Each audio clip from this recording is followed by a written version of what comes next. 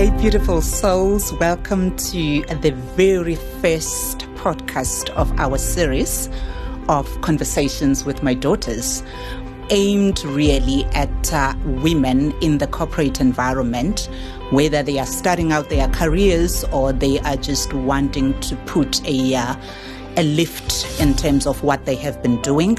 The conversations are meant for them. I hope you will enjoy them as I am doing so.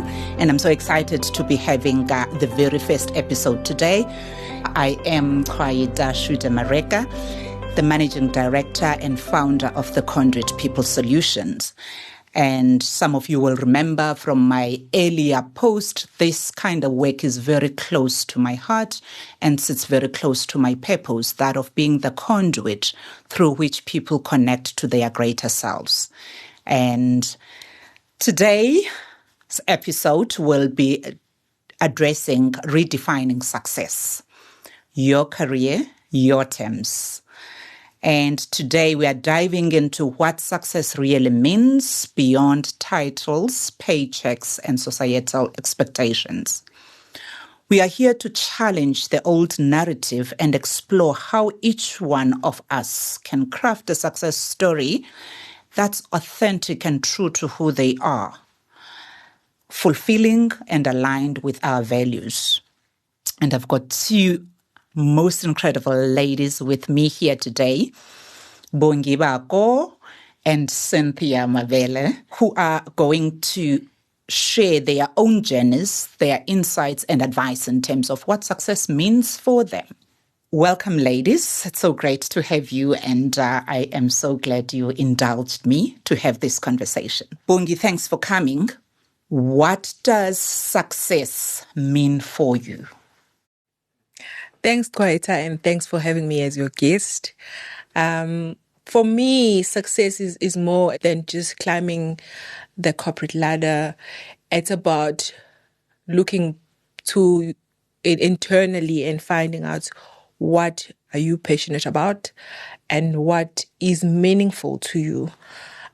What corporate tends to do, obviously everyone from when we were young want to join corporate, but when you get there, you forget why you are there and you forget what the passion was about. And now you concentrate on the paycheck. As you said, you want a big car and you want a big corner office. However, that tends to frustrate us as people as we move internally within the corporate ladder or corporate institution. And you find that you're no longer passionate about what you're doing. You can have a big car, and I've had a big car, and I know my friend here has got even a bigger car, but I don't think that's it. It's about passion and and creating meaningful life for yourself and for your family. Great stuff, Bongi, remembering what the dream was always. Cynthia, for you, what does success mean? Thank you so much, Kwaita. Thank you for having me. It's quite an honor to be here and sharing this time with you and my longtime friend. So, I concur with what Bongi is saying about how we lose ourselves. But first, to answer your question, to me, success is about self-mastery. It's about knowing yourself, knowing who you are. It's about self-leadership. Because you get into the corporate and it's almost as if, the system is actually just set up to lead us on a slippery slide, right? You complete your grade 12. You barely know who you are. You probably go to varsity to study what you think you want. You get into corporate. When you get there, it's a rat race, like what Bongi is saying. You want to get to the corner office. You haven't found who you are. And I wish I had known this earlier about self-mastery and self-leadership and all of that. Because you lose the point. It's just a race to the corner office, and you don't even know the path to get there to begin with because the rules are not clear and they are not standard. What's the rule today? It's not the rule tomorrow. And you lose yourself. So to me, success is knowing your why.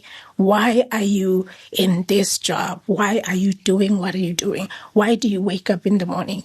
What brings you joy when you leave that office, no matter what your title is? When you leave and you get home, are you still at peace with yourself? Are you happy? Which in the early years, you don't even have time to think about that. Great insight. I love the fact that you're saying these things they don't really teach you. I read a book that says stuff they don't teach you at Harvard. So this is the stuff they don't teach you in school and they don't teach you in uni. You speak very well around self-mastery. At what stage did that occur to you of your career? I think one of the gifts that I got from my grandmother, which I learned much later on, she was very much her own person, right? I remember coming home and saying to her, so-and-so doesn't like me. I mean, I almost got a hiding. And she was like, what's that to you? Mm-hmm. They don't like you, so what? I like you.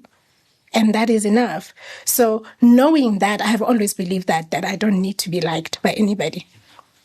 And I can work with you. We don't have to like each other, but we have a common goal to work towards. So I've always had a strong sense of identity. But being in corporate with the goalpost moving, I remember reading an article from the Harvard Business Review that said how to manage your boss. And that changed my life. Because my boss would be in a meeting and he would say, I don't even know what you people do.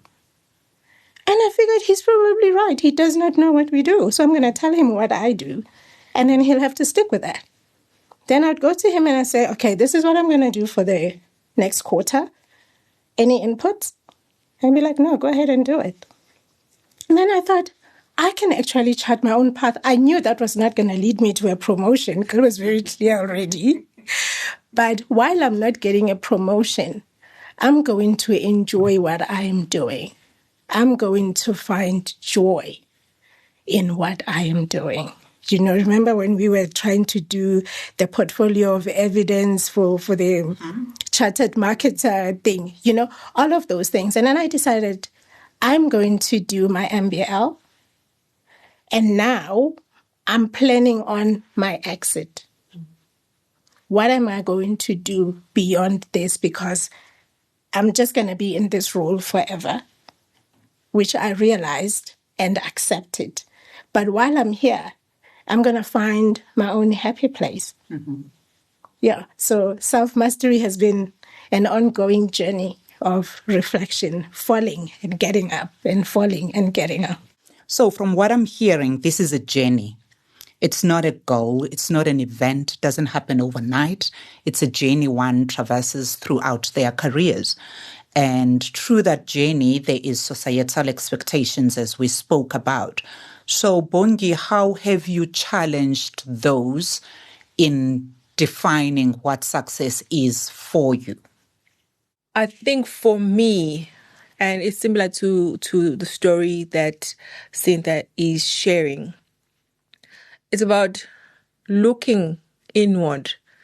There's so much noise outside, but if you reflect what makes you happy, what are your values, what are you passionate about? They say if you don't know where you're going, all roads will lead you to where you are going. And imagine how vast that space is. But if you focus on your vision, everyone has got their own vision, but we don't allocate enough time for ourselves. You get to corporate, you can sing the vision of the corporate. You can sing the vision of whatever organization you are in, but you can't sing yours. When a person asks you about your vision, your values, your strengths, your weaknesses, you have to think. But you don't do that for corporates. Who counts more? It's you who counts. When you are happy, you are able to do wonderful things. But if you are not in a good space, even the corporate you're serving is not going to get all of you. Thanks, Bongi, for that. And in terms of just us looking internally and doing that which we do for others, for ourselves. Because as it's always said, you can't pour from an empty cup. So if you don't have a vision for yourself, chances are it's difficult to hold the vision for somebody else very dear to your heart. But I always grapple with the fact that in talking around what's meaningful and what is purposeful for us, it almost and always mean you do it without a corporate environment. Is it really where it should be? Can people really find and be true to their own convictions inside organizations? Of course, I think values alignment with an organization is a first due diligence one does before picking up a career with anybody. Part of your due diligence is around whether your values align with the employer that you are wishing to join. But is it something that can really happen from your experiences? Is it something that is practical for people inside corporates to be able to really define their success, have fun, and also have progression? Because when you had yours, you almost knew that I'm going to have fun while I'm here. What I'm doing is not going to get me to the next role. Yeah. I think what Bongi is saying is so profound. I mean, I'm not a great fan of SWOT analysis. I don't want to do SWOT analysis for any industry, let alone for me. But I realized that doing it for you is the most important thing. I remember when Bongi was doing the personal branding workshop, the guy I was sitting next to, he could not think of any strength. And I recognized that most of the time we are taught not to brag. You don't know what you're good at because you're not allowed to say it because, you're proud, you think too high of yourself. So we don't know what we're good at. And most of the times, what we call our weaknesses are the criticisms that we have heard from other people who are pretty much trying to dim our light. I remember my grandmother, if she dare found you, we had those mirrors, the one that folds like that dressing table. And then if you're dusting and you're looking at yourself and she says, you still look the same way you did yesterday, And the point of it is that don't think you're cute. You have not changed. And not that she's trying to harm you, is she trying to say, don't go running the streets thinking you're cute. So it's a way to keep you safe by shaming you, right? And then we shrink because you don't want people to think too highly of yourself. Then we get into corporate. We don't know what we're good at. We don't know what we don't like. We don't know what our values are. So what you're saying about due diligence is something we don't do. You go to KFC and then you are a vegan and you want to fight for animal rights. It does not work. These people sell chicken. So it's those kind of things. Then you realize when you're in, this doesn't work. Or even corporates don't understand values. Because if values don't translate into behaviors, they don't mean anything. If you're saying your value is respect, what does respect look like day to day? When you are from a white family, respect could be about expressing yourself and your views. Or when you're from our family, it's like, yes, ma'am. Whether you agree or not, it's being respectful because you're being agreeable and going along. So we don't know all of those things. Before we know it, our careers are in ruin because we didn't know who we are in the first place. And here is the exact saying, I don't know what she's about. She seems to be all over the place. I haven't found me. How am I going to serve an organization? That makes me think. So what I'm taking from that is that it is possible, but it's the conditioning, it's the support, and also it's what is asked of us. If nobody is asking you about your strengths, you're not going to be able to know what they are. But again, there is work that we need to do on ourselves before somebody else gives us those things. What I'm hearing from Cynthia is that corporates don't need to be a place of no expression from us of who we are, but it is about us knowing who we are, what makes us tick, and not be apologetic about it, and maybe sitting and really introspecting your life, what that doting grandmother unconsciously told you when she said, you are the same as you were yesterday. She meant well, but what did you hear What did that mean to you? I think we really unpack those stories, and those stories shape us how we show up.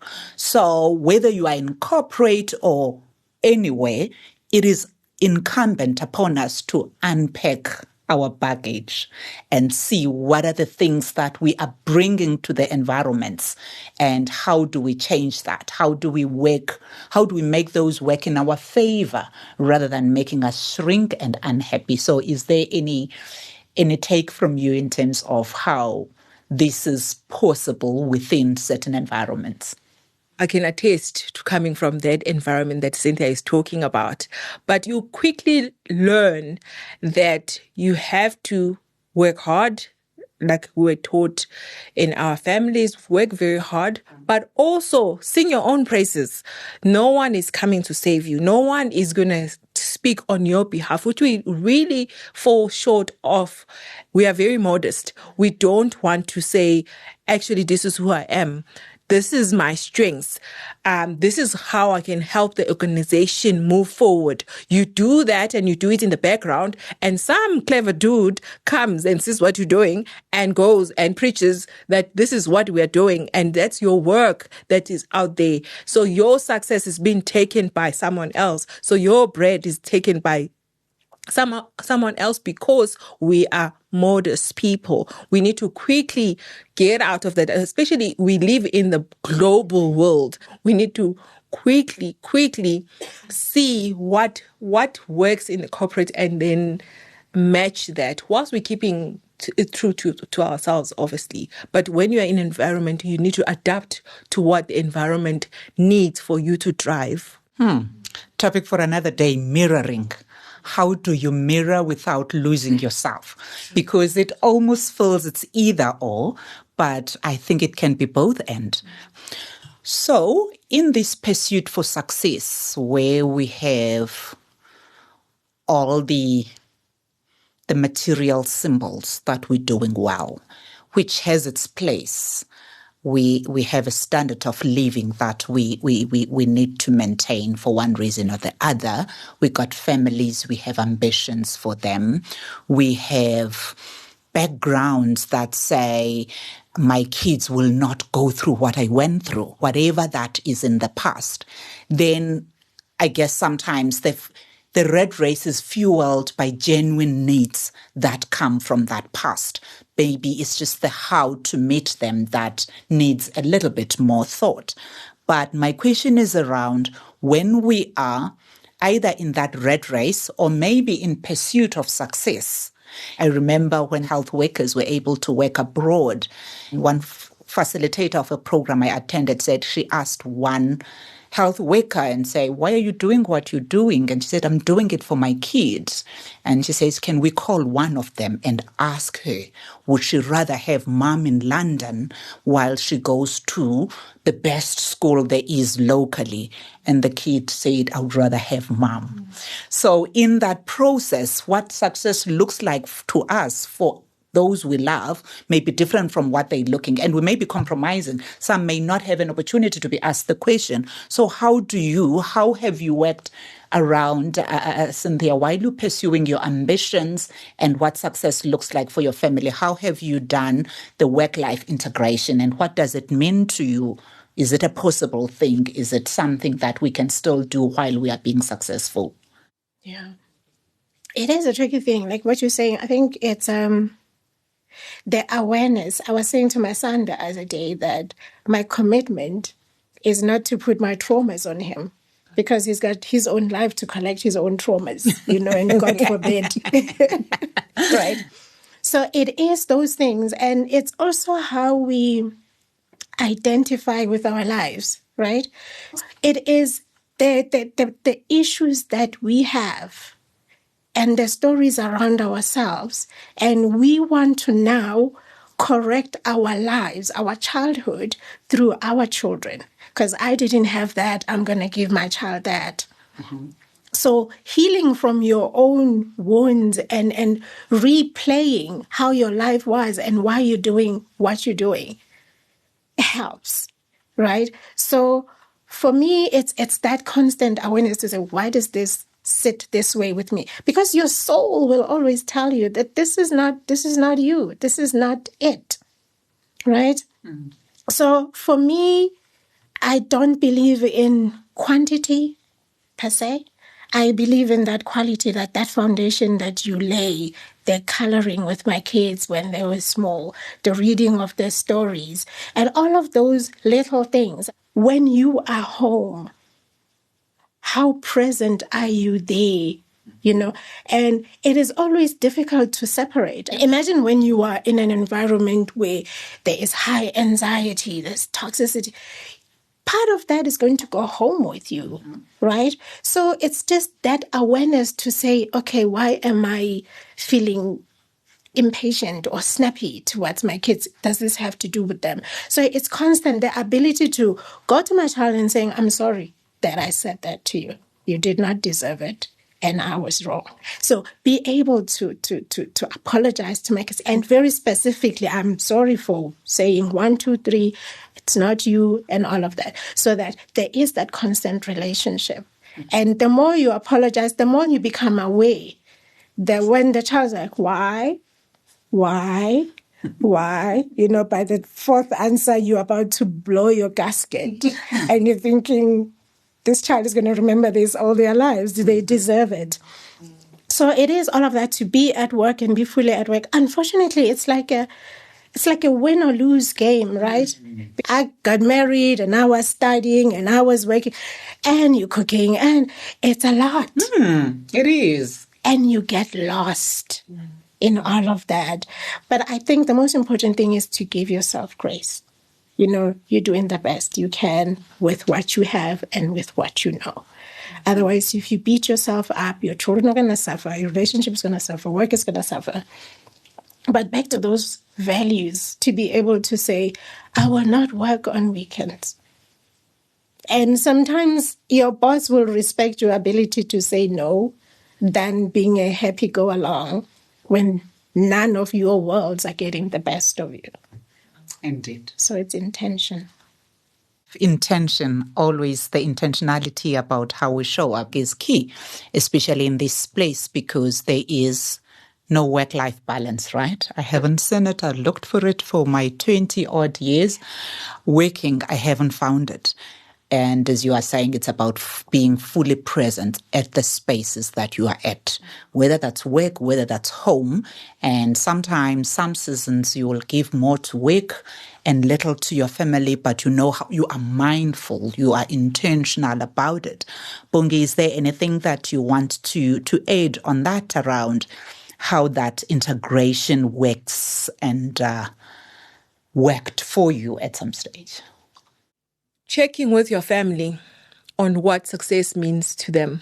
Mm-hmm. I think it's important that your values and the family values are meeting some way. So if my value is family and it's quality time, and my spouse's value is money and traveling the world, we're not gonna be a successful family. So we'll be successful in different ways, but if we want to keep the family as well, we're not going to be successful. When you redefining success, my way of redefining success was also to leave corporate at some point. So in 2023, I crafted my vision again and just regrouped, opened my company in media, and opening the company, it gave me enough time that I was looking for to spend with family. And that's how I define my success. But it doesn't mean that's the same for everyone.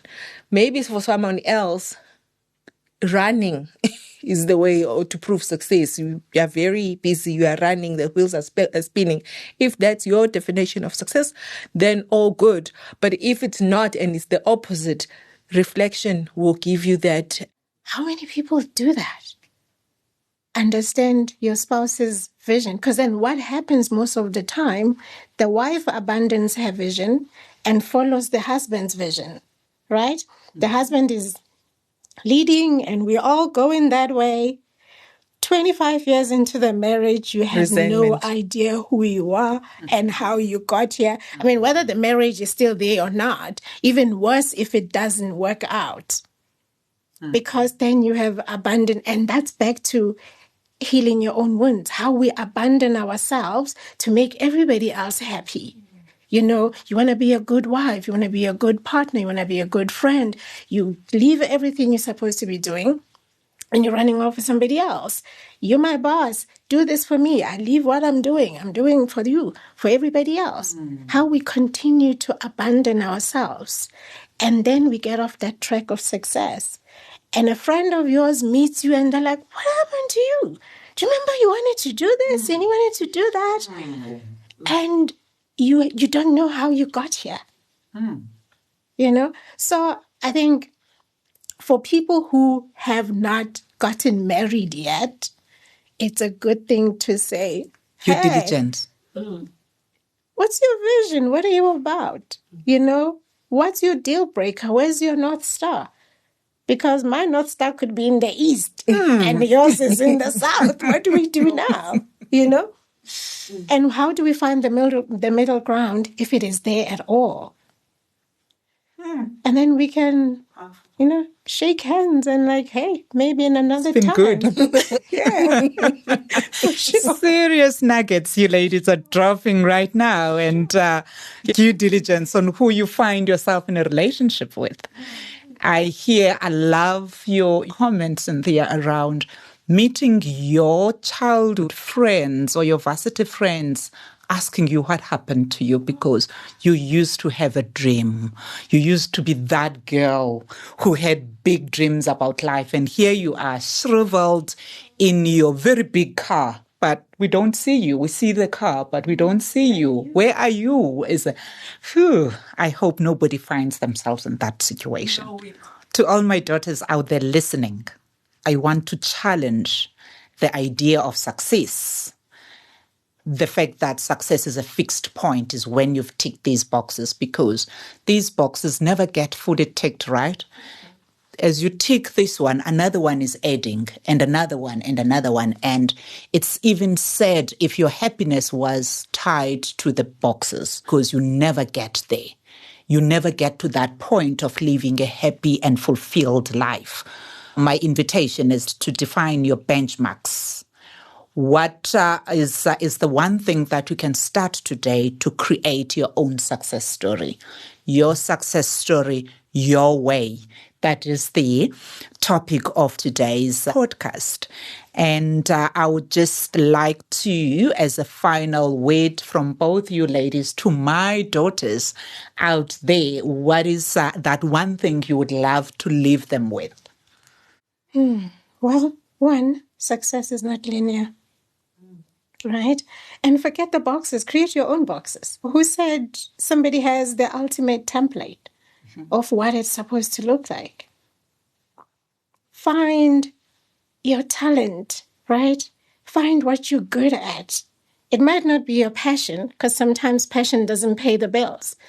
But what your talent is, I think when I look into, the stories in the Bible, when you look at when God called Moses, he said to him, well, Moses was like, hey, I can do this, I stutter and da-da-da.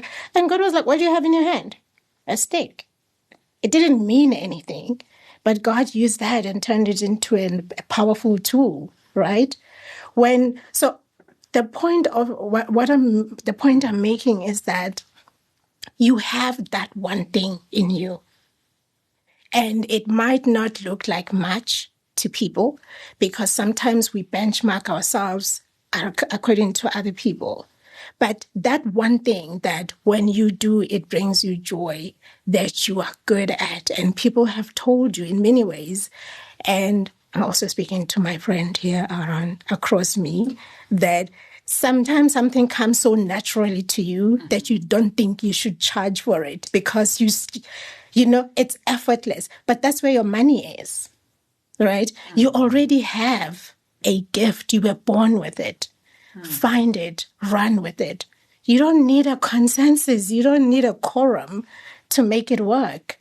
You just have to believe that this is your thing, your God-given thing, that Whether you went to school for it or not, you were just good at it. And that's where your money is. Trust in that, work on it, and run with it. I'll just add journaling. And most of us, when you talk journaling, you're thinking, now I have to write 5 pages of just what I'm thinking. It's not even that. At the end of the day, look at what fulfilled you and jot that down. Look at what gave you so much energy and positivity. Jot that down.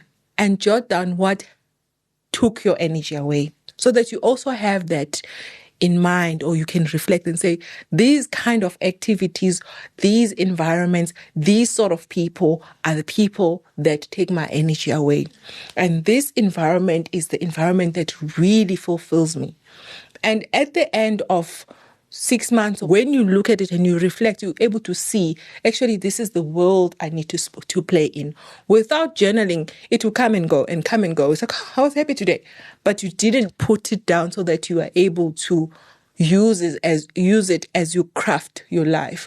I think we need to get our friends and daughters and mothers to start just doing that sort of journaling. It doesn't have to be cumbersome.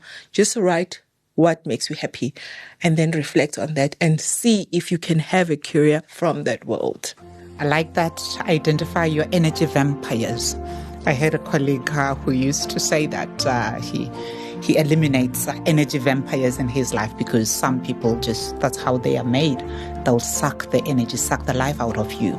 Somebody last night, I was listening to the coach's session, and somebody was saying, what influences our thoughts? And they say mostly it's the environment you are in. You're not a tree, you're not planted. Move yourself to a different environment. Then different thoughts come, and different feelings and fulfillment comes from those.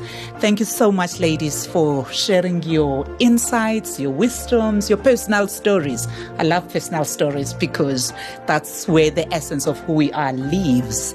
And to everyone listening out there, my call is go out and define success on your own terms, because it's your life, it's your rules.